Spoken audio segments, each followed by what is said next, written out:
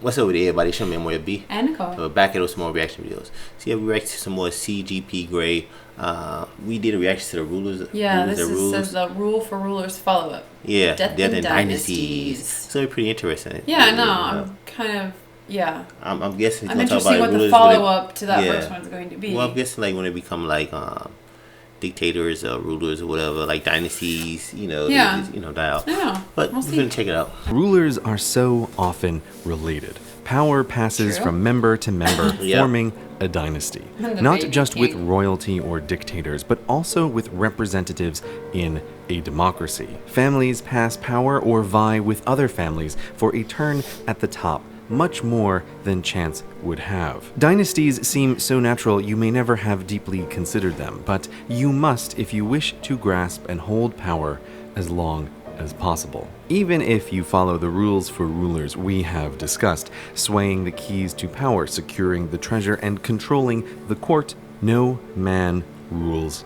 forever. Dictators with resources abundant and power unchallenged still die, and representatives must contend with death, both literal and political. But no matter what kind of ruler you are, your keys to power value their treasure. They keep you in your position not for love of you in particular, but for the rewards you provide in general. But dead rulers can't distribute treasure. Thus, as your grave approaches, your key supporters get nervous. Your impending death forces your keys to plan for your replacement, not just to maintain their treasure, but also because a dead ruler's surprise without plans in place will lead to a scramble for power at best and a bloodbath at worst, leaving many keys on the inside now, on the outside after. This is why, if you happen to be sick, keep it's secret. If your keys even think you might die on them, they must start planning for the next ruler to avoid this. Which is what makes even a rumor about the ruler's health concerning. Whispers about your health are a destabilizing poison in the minds of your key supporters, nearly impossible to remove. To the keys, your replacement is inevitable anyway, so why not start planning sooner, just in case? Thus, after a rumor, the keys might seem to stay on your side in their actions, but you're already dead in their minds. You've lost control and will lose your throne sooner than you like. But while you can't defend against the Reaper or extract poison from the minds of your key supporters, there is a way to defend your power in this world from rumors of your departure to the next. Family.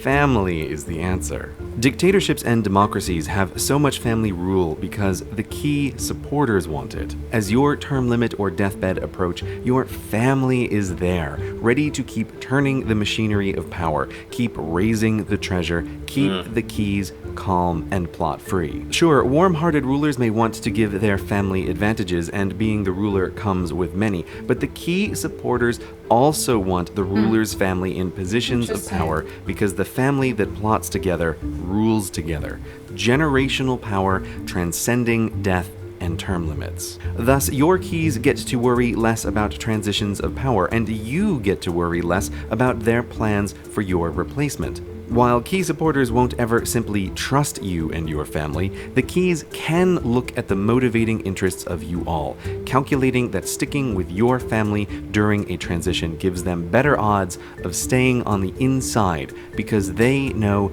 you and your relatives also calculate sticking with the keys during a transition gives you better odds of staying on the throne. It's a virtuous cycle, formed by calculations that are like trust, but better. The ruler gets to rule longer, the keys get to worry less, and everything is smooth because when the king is dead, long live the king. So put family in high-ranking military, business, or political positions. Never mind their qualifications, because being a family is the qualification. They must work with your key supporters so they know where the money comes from and how it is distributed. Families' relationships with the keys keep everyone calm, not just during the transition, but more importantly for you and your political longevity preceding it. So even if you have no interest in a spouse and have no love for babies, nonetheless, acquire them. Of course, the risk you run with family is they too will overthrow you. Many a cunning prince has stabbed his king in the back once confident the keys won't mind. But nothing is certain. You can only play the odds, and a ruler without family is more vulnerable to rivals and rumors. Remember, your keys care about the security of their treasure in general, not you in particular. And for them, a family of rulers is a safer investment. Thus, possible regicide is the price you pay for buying the longer and securer reign a family brings, which is why families are so popular among rulers and their key supporters. Family is a tool for maintaining power, just like any other. Interesting. Well, I did kind of figure that he was going down that route when he was talking about like dynasties. Yeah. Yeah, like keep it in the family, so that way you can just always transfer power over. Right. It makes sense though. Like the way I explained it, like obviously, like your key supporters aren't going to want to lose their interest or money or however you want to look at it. Yeah, so as soon as you start showing a weakness, then they're going to want to replace you. But it's easier for them if you have a family member because you just pass it down. Right. They already know you're going to like follow your lead and still make them key supporters and still give them their basically interest or whatever it is. You're pretty much going to raise them, right? You know, like you, and then they're going to do the same thing, and then they're going to have kids, repeat. So yeah, interesting. But even with it, that stuff still don't really last that long. I mean, after so many dynasties, you always have like people who try to overthrow the king and it. Yeah, but then you can also look at England, and I feel like that family has been in power for how much a long time. But I think how much more longer though? I'm not saying it'll be forever. I'm just saying they have been. Like, you really think like? I mean, I guess the difference is they're not really fully in power because it is a monarchy, but at the same time, at the same time they have a parliament. Like generation change, things change. No, I know what I'm saying? I'm just saying, if you look at them, they have been in power for so long already. Well, let's put it this way. That family. It's not too many people who stay in power for like 1,000 years, a whole millennium. So I don't see them being like, another 500 years from now. They I'm not saying that. Yeah, it's more easy for the keys. It's a lot more easy because they don't have to worry about look for people who's gonna be like fighting over the throne. But you still have brothers. Like you have brothers. You got two brothers and stuff. Even though it's always given to the firstborn son, generally he'll still want to fight, for it. He'll think I think I'll be the better. Yeah, or like what happens when the two brothers decide to fight and then they split the keys. You know what I mean? Maybe the keys split their support between the two brothers. Then what happens? So I'm sure there are always obviously like different stories within this story that happens too, because there's all different kinds of things. When money and power are questioned, man. Yeah.